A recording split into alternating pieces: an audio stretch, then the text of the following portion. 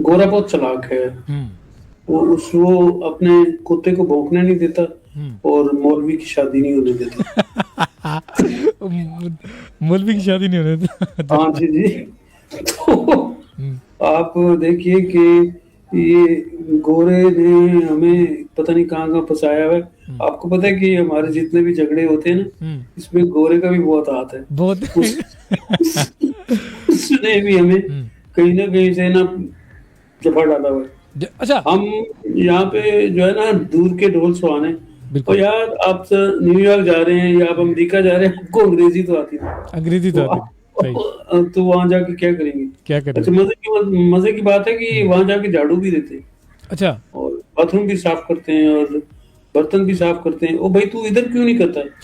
अच्छा। तो अपने घर के क्यों नहीं हालात संभालता है? इधर अपनी बीवी का जो है आधा काम किया करो ना।